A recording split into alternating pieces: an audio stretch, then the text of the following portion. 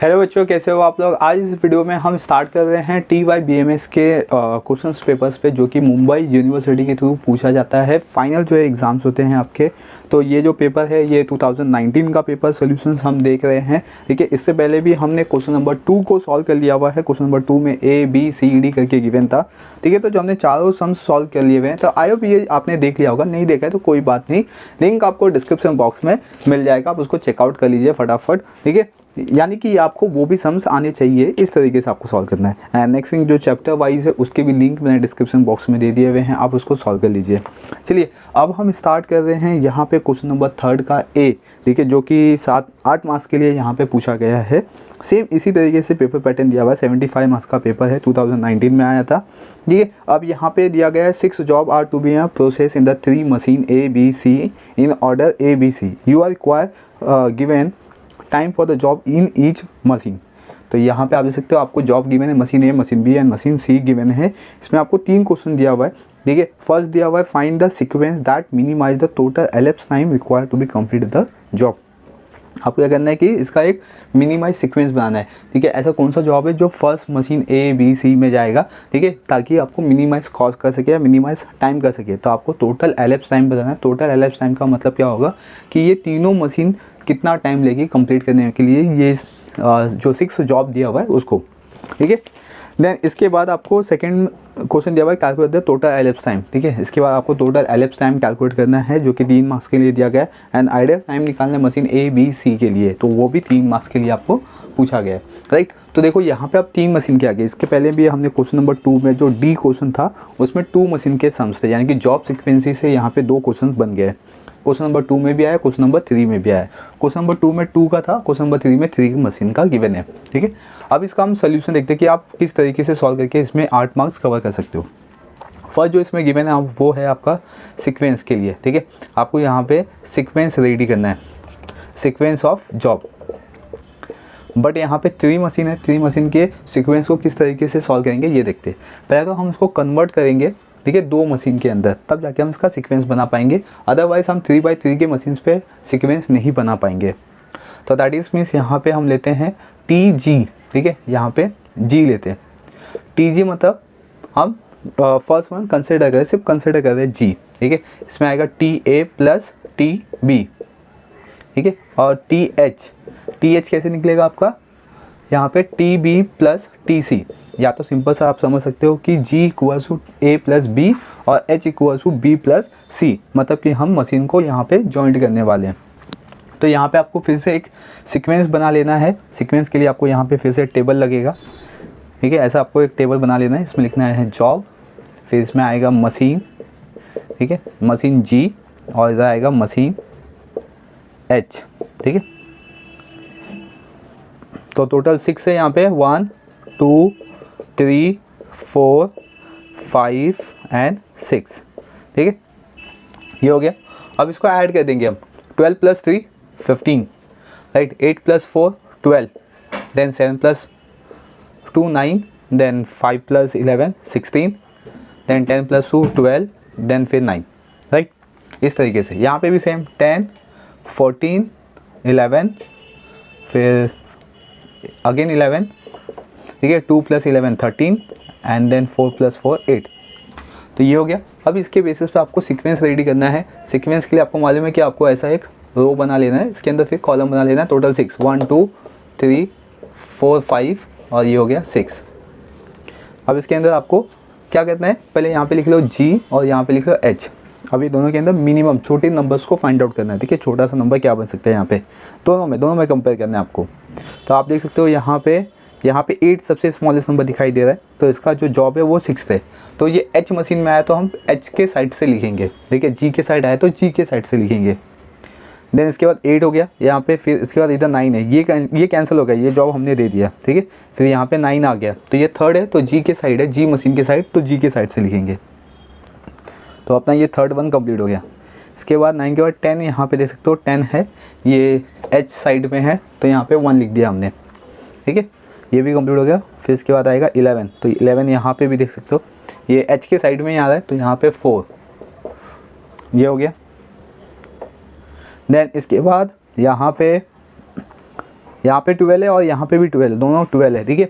तो मतलब second and fifth कैसे भी लिख सकते हो यहाँ पे, पहले आप सेकेंड भी लिख सकते हो, ठीक है, या तो आप यहाँ पे फिफ्थ लिख सकते हो, या तो इधर फिफ्थ लिख के यहाँ पे सेकेंड लिख सकते हो, कैसे भी लिख सकते हो, दोनों राइट होगा आपका, ठीक है। दो तरीके से इसका सीक्वेंस बनेगा। अभी यहाँ पे सीक्वेंस हो गया, ये हो गया आपका 1। अब हम यहाँ पे कैलकुलेट करेंगे सेकंड क्वेश्चन, या इतना करने पे आपको 2 मार्क्स मिल जाएगा, राइट। अब आपको कैलकुलेट करना है यहाँ पे एलिप्स टाइम, तो यहाँ पे लिखेंगे एलिप्स टाइम कैलकुलेटिंग।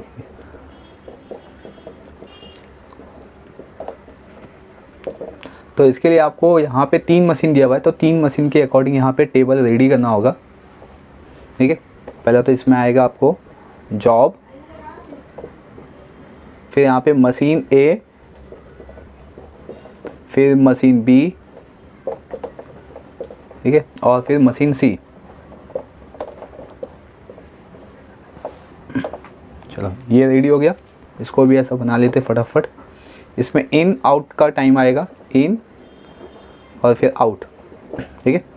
यहाँ पे भी इन और यहाँ पे आउट, इन और आउट, ठीक है। इस तरीके से आपको रेडी कर लेना है टेबल।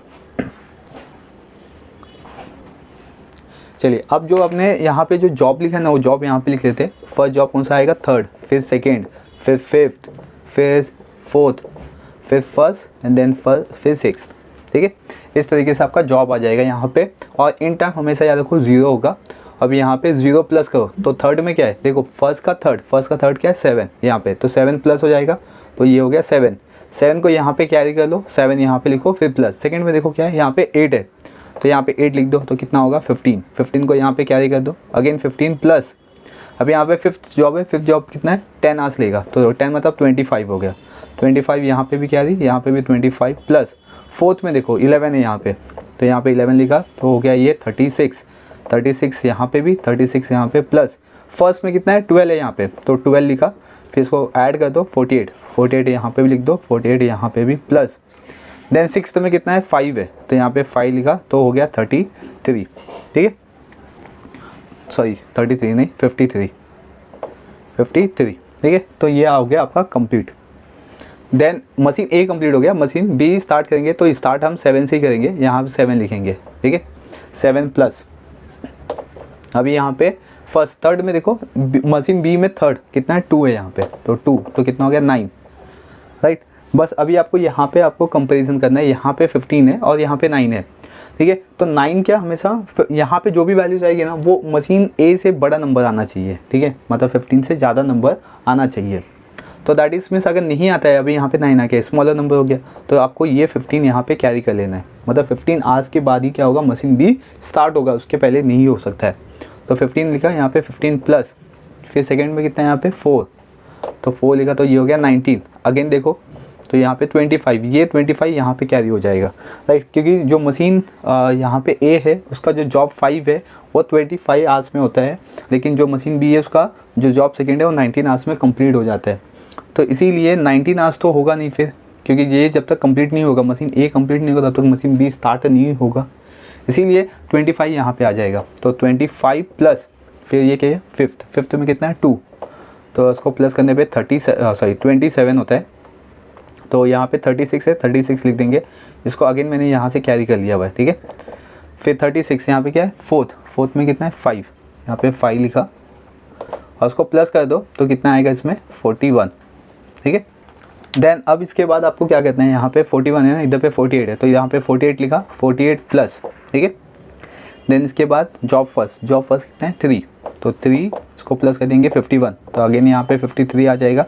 देखो सब हमने यहाँ से कैरी कर लिया हुआ है, क्यों, क्योंकि इसका आस लेस देन है मशीन ए से।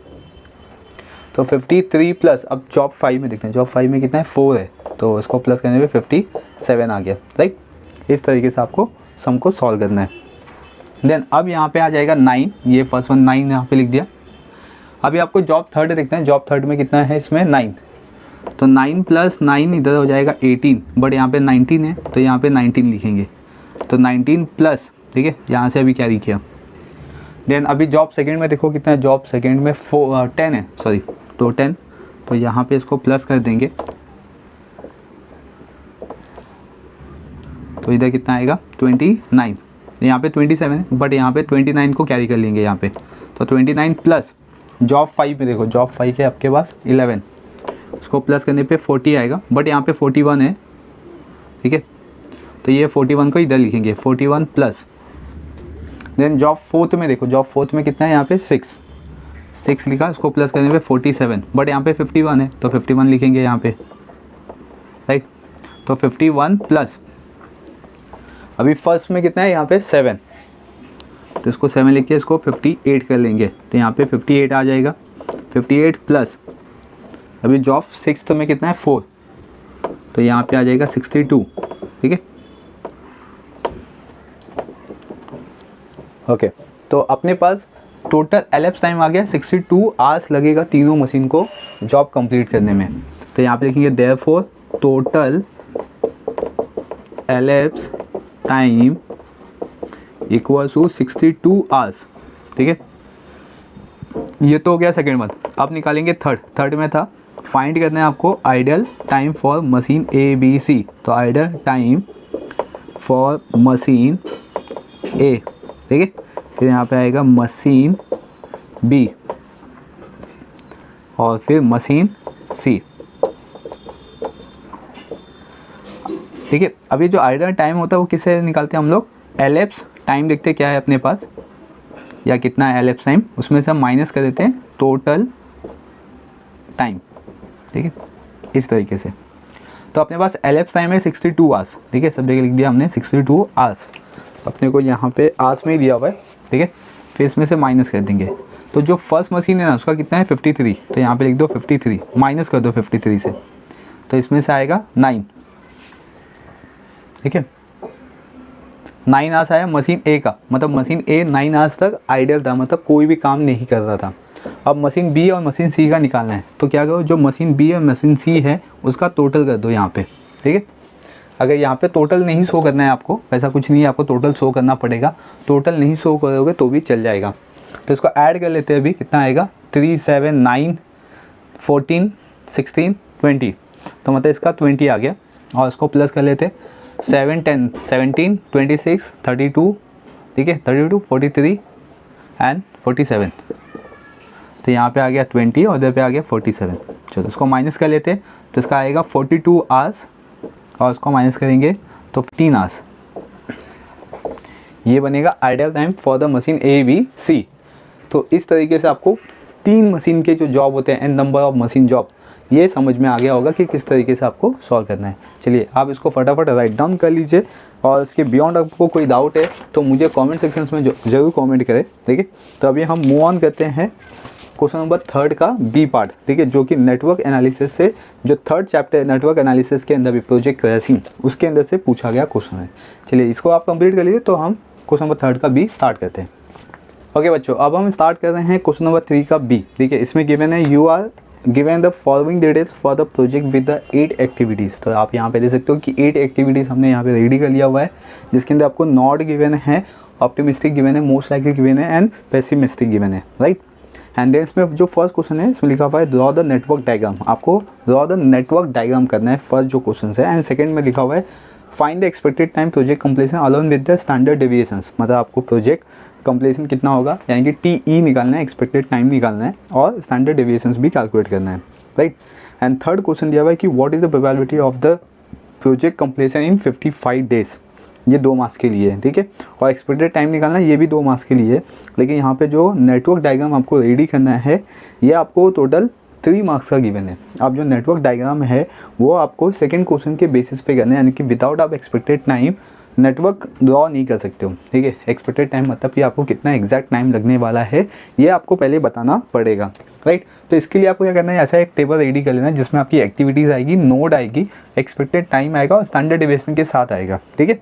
एंड स्टैंडर्ड डेविएशन का जब हम स्क्वायर करेंगे तो हमें वेरिएंस भी मिल जाएगा।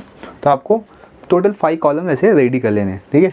2 कॉलम तो मैंने यहाँ से उठाया एक्टिविटी एंड नोट से, एंड एक्सपेक्टेड टाइम आपको कैलकुलेट करना है। तो एक्सपेक्टेड टाइम कैलकुलेट कैसे करते हैं, यहाँ पे फॉर्मूलाज तो लिख दिया है मैंने, ठीक है। यहाँ पे मैं आपको समझा दूँ कि जो आपका एक्सपेक्टेड टाइम है, ठीक है, वो किस तरीके से कैलकुलेट होगा। एक्सपेक्टेड टाइम का फॉर्मूला होता है TE, इसको बेसिकली रिप्रेजेंट करते हैं एक्सपेक्टेड टाइम। इसमें आपको A + 4M + B, ठीक है, और अपॉन में 6 ये होगा इसका फॉर्मूला, एक्सपेक्टेड टाइम का फॉर्मूलाज होता है। अभी इसमें ए, बी और एम क्या है, तो ये जो ऑप्टिमिस्टिक है उसको हम ए लिखेंगे, जो मोस्ट लाइकली है वो एम हो जाएगा, और पेसिमिस्टिक को हम बी से रिप्रेजेंट करेंगे, ठीक है, इस तरीके से। तो अगर मैं एक्सपेक्टेड टाइम एक्टिविटीज़ ए का निकालूं तो इसमें फॉर्मूला क्या था, फर्स्ट वन ए की वैल्यू क्या है 4, यहाँ पे ए क्या हो जाएगा 4 प्लस 4 इंटू 6 प्लस, ठीक है, फिर बी की वैल्यू 8 अपॉन में 6, इस तरीके से। तो दैट इज मीन्स फर्स्ट आपको क्या करना है, यहाँ पे मल्टीप्लाई कर लेना है, ठीक है। बच्चे क्या करते हैं प्लस करके फिर मल्टीप्लाई करते हैं, तो आंसर रॉन्ग होता है। फर्स्ट मल्टीप्लिकेशन देन फिर प्लस करना है आपको। मल्टीप्लिकेशन करेंगे 6 4 24, 6 4 24 प्लस 4 28 प्लस 8 तो 36, ठीक है। तो 36 डिवाइड बाई 6 कर देंगे तो यहाँ पे 6 आ जाएगा फिर, क्लियर। 36 डिवाइड बाई 6 आ गया। देन सेम अभी यहाँ पे देखो ऑप्टिमिस्टिक 5 यहाँ पे दिया हुआ है सेकेंड एक्टिविटीज़ में, 4 इंटू फिर 7 प्लस 15 और अपॉन में 6। देन 7 4 सा कर लेंगे या 4 7 सा कर लेंगे पहले, तो 28 प्लस 20 48 डिवाइड बाई 6, तो इधर पे आ जाएगा 8, ठीक है, इस तरीके से।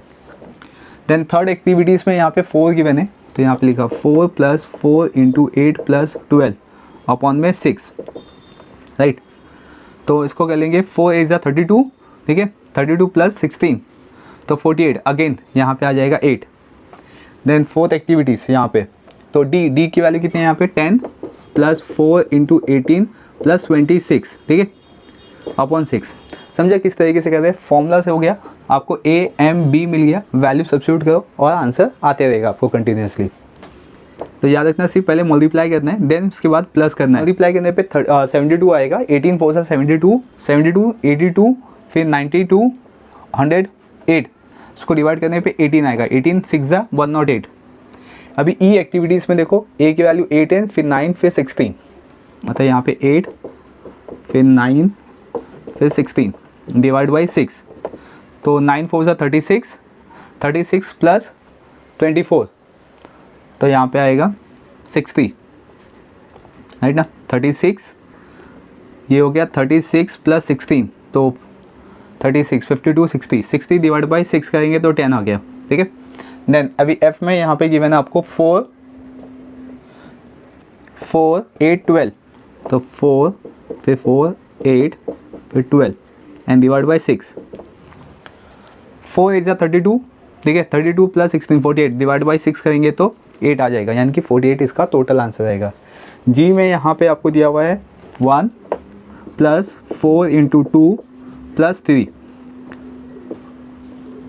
तो यहाँ पे 12 हो जाएगा, 12 को 6 से डिवाइड करेंगे तो 2 हो गया, फिर 6 plus 4 into 7 plus 8 and divide by 6 कर देंगे, राइट। यहाँ पे देख सकते हो 6 7 8 है, लेकिन 4 से मल्टीप्लाई करना है 7 में, एंड देन इसका आंसर आएगा 28 प्लस 14 28, तो 42 मतलब 7, राइट।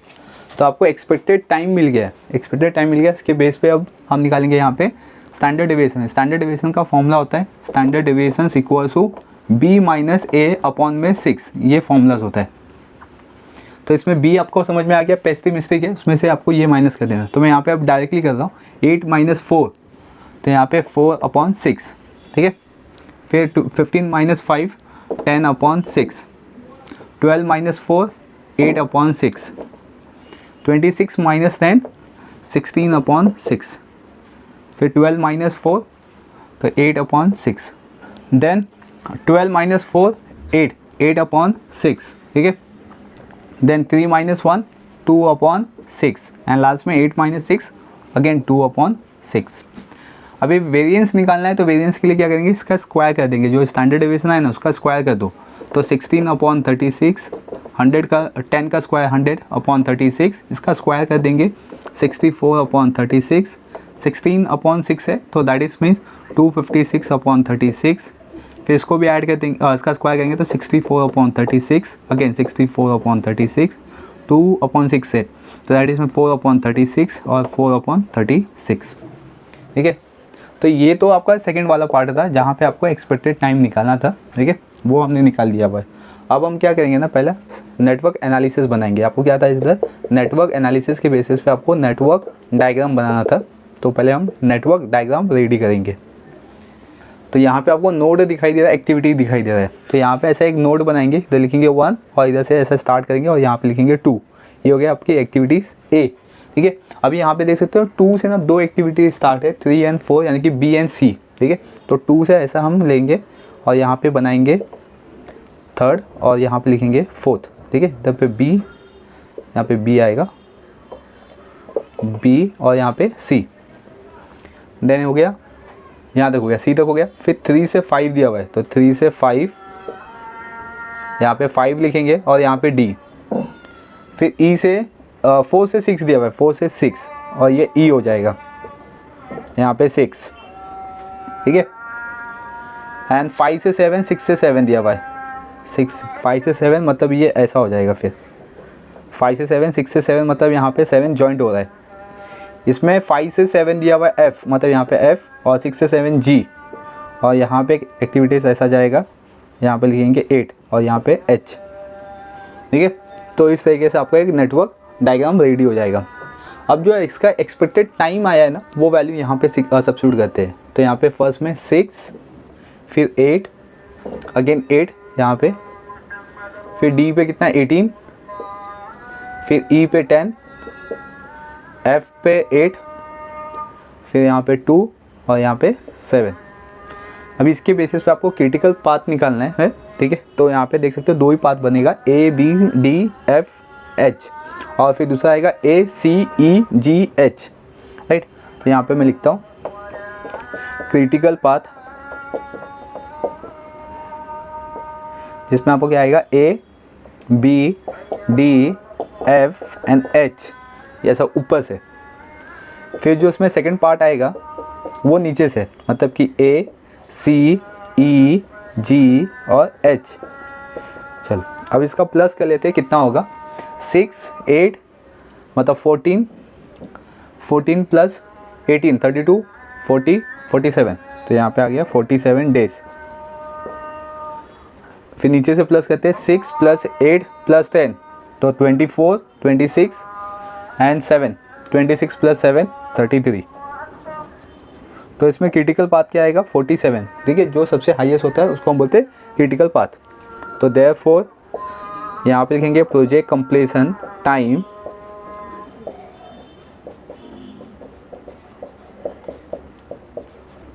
इक्वल टू 47 डेज, ठीक है। अपने को प्रोजेक्ट कंप्लीशन टाइम कितना लगेगा 47 डेज लगेंगे, राइट। अब आपको यहाँ पे ना स्टैंडर्ड डेविएशंस भी बोला हुआ है फाइंड आउट करने के लिए। तो चलिए स्टैंडर्ड डेविएशन फाइंड आउट कर लेते हैं। मैं ये एक्सपेक्टेड टाइम वाला ये रफ कर देता हूँ। तो स्टैंडर्ड डेविएशन निकालने से पहले आपको वेरिएंस फाइंड आउट करना पड़ेगा। तो आप बोलोगे सर यहाँ पे तो हमने वेरिएंस फाइंड आउट किया है। येस, हमने यहाँ पे तो वेरिएंस फाइंड आउट किया हुआ है, लेकिन हमें क्या कहते हैं क्रिटिकल पाथ का वेरिएंस निकालना है, ठीक है। Variance of critical path. अभी देखो यहाँ पे जो हमने क्रिटिकल पाथ निकाला जिसमें अपना A B D F H आ रहा है, क्या आ रहा है ए बी डी फिर एफ फिर एच, ठीक है। तो ए का कितना है यहाँ पे देखते हैं 16/36, फिर प्लस फिर बी का 100/36, फिर इसके बाद आएगा डी का है यहाँ पे 256/36 प्लस फिर एफ का 64/36 फिर प्लस एंड 4/36, ठीक है। अभी सबको प्लस कर देंगे तो डिनोमिनेटर सेम है 36, न्यूमरेटर्स को प्लस करेंगे तो 440 आएगा, ठीक है। एंड 440 को इसको डिवाइड कर देंगे तो 12.29 आएगा इसका आंसर। तो अपने को वेरिएंस मिल गया, अब वेरिएंस के बेसिस पे हम क्या करेंगे ना स्टैंडर्ड डेविएशन निकालेंगे। तो स्टैंडर्ड डेविएशन का फॉर्मूला होता है अंडर वेरिएंस, ठीक है। ये फॉर्मूला होता है, यहाँ पे 22 आएगा, ठीक है। 12.22 ये वेरिएंस आएगा। चलो इसका स्क्वायर रूट निकालेंगे 12.22 का, इसका स्क्वायर रूट आप कैलसी से करोगे तो आपको आंसर मिल जाएगा 3.5, ठीक है। तो ये आपको स्टैंडर्ड डेविएशंस मिल गया है। नेक्स्ट थिंग, ये सेकंड क्वेश्चन भी कंप्लीट हो गया। अब थर्ड क्वेश्चन में था कि what is the probability of the project completion in 55 days. ठीक है, तो उसकी प्रोबेबिलिटी क्या होगी अगर प्रोजेक्ट जो अपना कंप्लीशन होगा वो 55 डेज़ में होगा। आप देखो यहाँ पे 47 डेज़ में कंप्लीट हो रहा है, अगर ये 55 डेज़ में हो जाएगा तो इसका प्रोबेबिलिटी क्या बनेगा। तो यहाँ पे लिखते हैं सबसे फर्स्ट वन थर्ड, यहाँ पे आपको प्रोजेक्ट कंप्लीशन यानी कि एक्सपेक्टेड टाइम के बारे में बात किया हुआ है, तो 55 डेज़ यहाँ पे दिया गया है आपको। ठीक है, 55 डेज़ में यहाँ पे आपका प्रोजेक्ट कंप्लीट हो जाना चाहिए, ऐसा एक्सपेक्टेड टाइम यहाँ पे कंसिडर किया गया है। हम क्या करेंगे यहाँ पे फॉर्मूला लगाएंगे प्रोबेबिलिटी का, जिसमें z equals to TE minus CP upon HD। ठीक है, अभी इसमें TE का मतलब क्या है, एक्सपेक्टेड टाइम कितना लगेगा 55, और अपना प्रोजेक्ट कंप्लीशन कितना था 47 डेज़ का, और स्टैंडर्ड डेविएशन कितना है 3.5। लाइक इसको माइनस करते तो कितना आएगा 8 अपॉन 3.5, उसको डिवाइड कर देंगे, इसको डिवाइड करने पे आएगा 2.29। ठीक है, 2.29 यस। अब क्या करना है 2.29 को, ये जो आपके क्वेश्चन पेपर्स में नॉर्मल डिस्ट्रीब्यूशन टेबल दिया हुआ है इसमें आपको 2.29 निकालना है। ठीक है, कैसे निकालोगे, बहुत ही सिंपल सा कॉन्सेप्ट है। पहले जो यहाँ पे ऐसा Z कॉलम बनाया हुआ है, ठीक है, उसमें आप 2.2 देखो कहाँ लिखा है। ठीक है, 2.2, ठीक है, आपको नहीं दिखाई देता होगा। आपके अगर टेक्स्ट बुक में या जो क्वेश्चन पेपर अगर आपने डाउनलोड किया हुआ है, ठीक है, उसमें भी मैंने बना के दिया हुआ है आपको ये, तो इसमें आप देख सकते हो कि 2.2 और यहाँ पे 0.9 सबसे लास्ट में है। ठीक है, तो इसकी जो वैल्यूज़ है ना यहाँ पे टेबल के अंदर वो है 0.4890। ठीक है, ये है आपको। देन इसमें पूछा हुआ है कि क्वेश्चंस के अंदर कि प्रोजेक्ट कंप्लीशन टाइम की प्रोबेबिलिटी क्या होगी, तो मतलब प्रोबेबिलिटी निकालना है, यहाँ पे P लिखेंगे, ब्रैकेट में लिखेंगे 55 डेज़। ठीक है, तो दैट इज़ मीन्स यहाँ पे 55 डेज़ मतलब क्या हो गया कि ये 0.5 मतलब कि 50% के आसपास है, तो 0.5 लेंगे मतलब इसका 50%, इसमें प्लस कर देंगे 0.4890, क्योंकि ये 55 है ना, ये 50% से ज़्यादा है, इसीलिए इसको हम क्या करेंगे प्लस कर देंगे।